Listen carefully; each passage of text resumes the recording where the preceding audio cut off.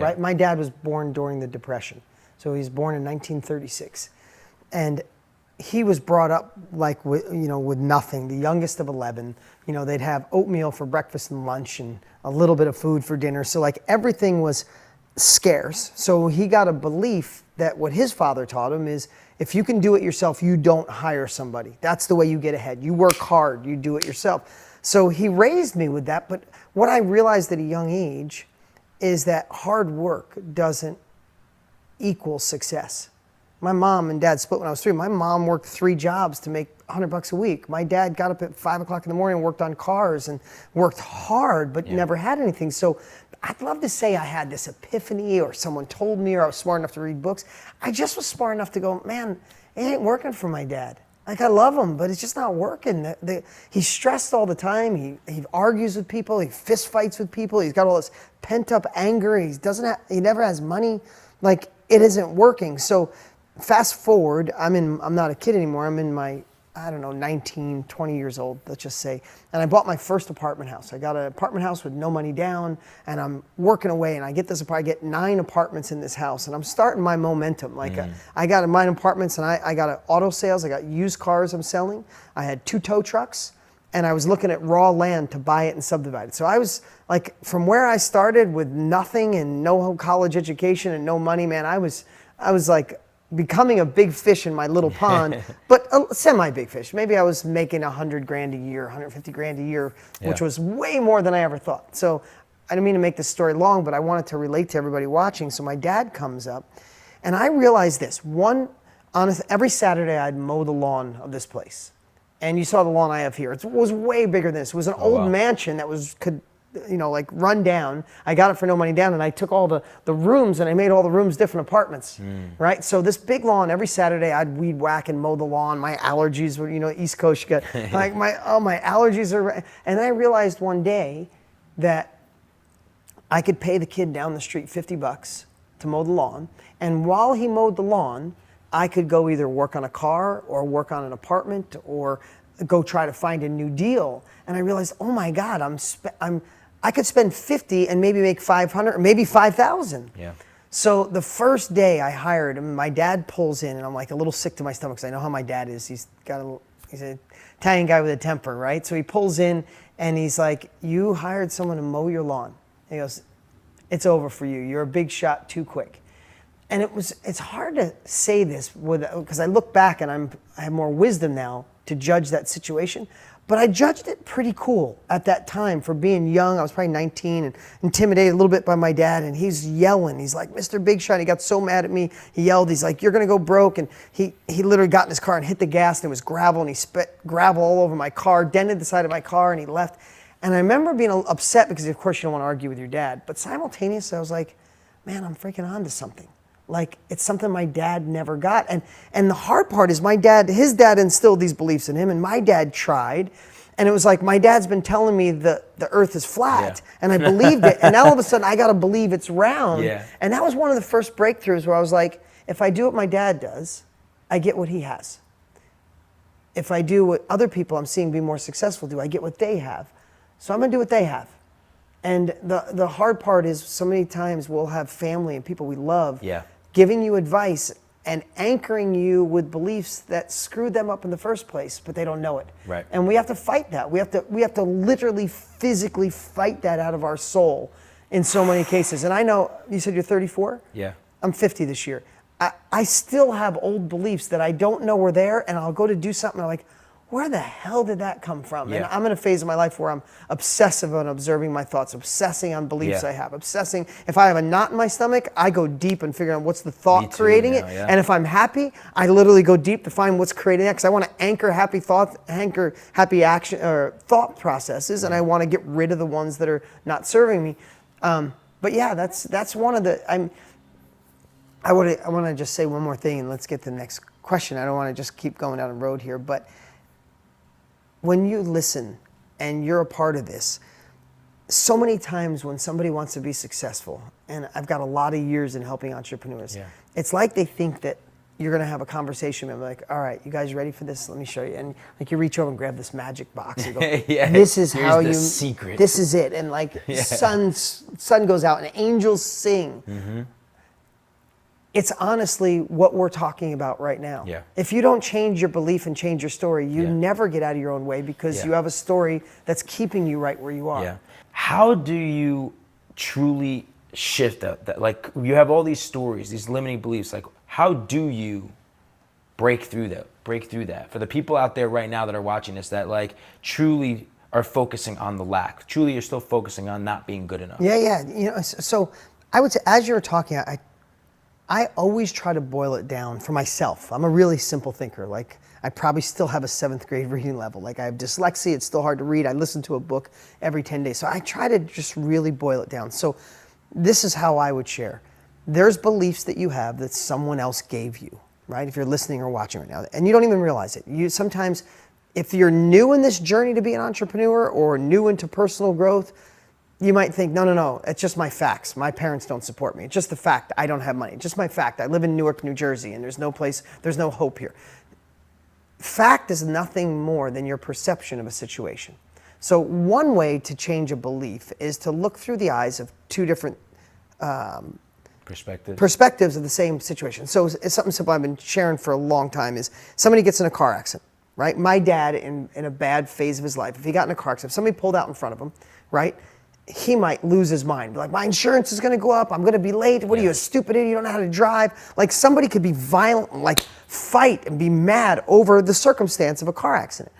Or someone else, you pull out in front of them, you get in an accident, they get out and they go, hey, don't worry. You okay? Are you okay? Yeah. I'm good. This is sheet metal. We have insurance for this. Hey, let me get you a cup of coffee. You seem stressed. I'm sorry. No, don't worry about it. It's no big deal. I didn't want to go to the meeting I was on my way to anyway.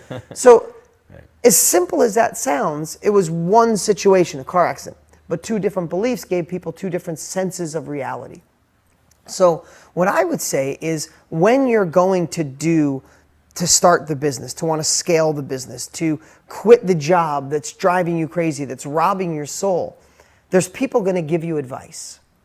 And it's going to trigger old beliefs. And what I do, one of the things is I just think of people I know with the belief that I might have. And I go, how is their life? And I never go, oh, the person that's scared, the person that doesn't take action, the person that looks at that glass half empty. I never say, oh my God, they have that belief and they're successful. It's always, now they're stuck. Or they're making 80 grand a year at their max and they're not happy at home and they kick their dog when they go home. So what I try to do is I try to be the observer of those beliefs in other people, and it never serves them. It's like we get a relationship advice from our single miserable friend or money advice from our broke friend. People love to share. Bad advice is the worst advice in the world, but I can go in a lot of directions, but here's the whole point. We have seeds of doubt living inside of us. And if we feed them, they grow. And if we starve them out, they die. And what we have to do is say, I could be more, like one of the things I do all the time, like right now my company, I'm launching a company with Tony Robbins, I'm launching a company with my buddy Brendan Burchard, I'm launching a nutritional company coming out. Like this is the craziest year of my entire life. And sometimes, I'll be honest, I shared it with you. I just bought a brand new house. I bought the house of my dreams. I bought a brand new building. I'm remodeling. I'm doing so many things at once. I'm getting married this year. Like all these things going on at once. And sometimes I get scared. Yeah. I still do. And when I do, I still will say, what's making me scared? I'll say, I'm going to go to, let's say, $500 million. Whatever the number is, I'm just throwing something out there. I could do that, and that but helps me for the last, I would bet you say the last 15 years. And I tell it to everybody, if you're watching right now and you want to start your own business, you go, I'd start my own business, man, but just feel what comes out of your mouth next. And that is your biggest. You have lots of them. I know about you. I have hundreds of them. That's your biggest limiting belief that's holding you back. And that's the thing you have to prove is a lie. You have to overcome. You have to break it down. You have to get rid of it and turn it into an empowering belief. Right. And I know you've probably shared this exact stuff with people watching, but you don't go to the gym once for a weekend and stay in shape for the rest of your life. You need to hear this stuff because you still have that stupid belief. Yeah. Like I was on the plane and I found this movie. Have you ever seen the movie In Search of Greatness? No. Fantastic movie. And it's these interviews of some of the greatest athletes. So I loved hockey too growing up. Like, so Wayne Gretzky, Pele, the soccer player, Michael Jordan, Jerry Rice. I mean, these are the athletes I looked up to as a kid, same you here. know? And it was crazy to me because each and every single one of them were explaining how growing up, they didn't have the sports gene. They were talking about the combine. That's, you know, they like look at the data, specifically how high you can jump, how fast you can run, and none of them, even Tom Brady, none of these top athletes had the gene, the data. Yeah. But they had specific discipline. They self-educated themselves. They focused on what they were good at. They focused on, getting better at, even though they might not have been this. Wayne Gretzky, for instance, he was like, man, they could check me, they could have knocked me off. Or like I was small, I was thin, I wasn't a big guy, I wasn't fast enough, but I understood how to know where the puck was going. And that to me was my gift. And I was accurate. I would sit in the backyard and I would whack that puck 1,000 times if I had to, you know? And he even talked about how there was an advantage back then you had this like, you would get out and you would play on a pond. You would go out and play football and get out in the backyard. It wasn't so structured nowadays where parents nowadays, they want to put all their kids in these structured systems. And I thought about the education system and everything else. And I was just like, man, it's interesting because it also proved some of the greatest athletes of all time didn't have anything special about them. You know what I call that?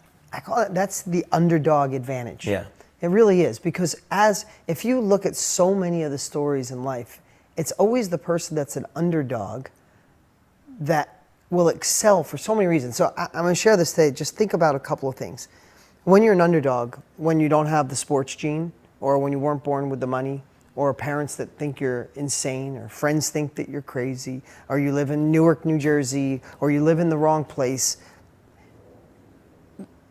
I feel like I wish I could give this gift to everyone, but the majority of people say, that's my anchor. I live in Newark. I don't have parents that support me. But there's this percentage, and I hope it's everybody watching or listening right now, me too, that use that as their fuel. If you listen to Michael Jordan, he's in the movie. He talks about his Hall of Fame speech, and he talked about how in his speech into the Hall of Fame, he called out the coach that freaking didn't put him, in the top 5 for North Carolina. The coach that didn't give him to make the team in high school. He called it all out, and he was like, you know what? That was my fuel. Thank you for doubting me back then, because that's why I freaking worked the way that I did. I've been an entrepreneur since I was 17. I've never worked for anybody in my entire life. I cut firewood in high school that I got wrecked cars. I told you that path. Never worked for anybody. It took a long time to get here, and I failed miserably. The reason I admire what you do, and the reason I want to yell from mountaintops, is because I was foolish enough to do so many things through trial and error. I did so many things through grinding, so many things through grit. I had so many lonely nights of feeling I was the only one that thought the way I thought. I was the only one. I didn't think anybody wanted to be in business, and nobody else wanted to take the risks I wanted. There was a whole world of it, but that was before the internet even. At least now you can go online and see other entrepreneurs like you and myself that are teaching it. So I just want to share that first off, don't overestimate what you can do in a year. Go after it, set a 5-year plan. 5 years is going to go by like that either way. You might as well start today.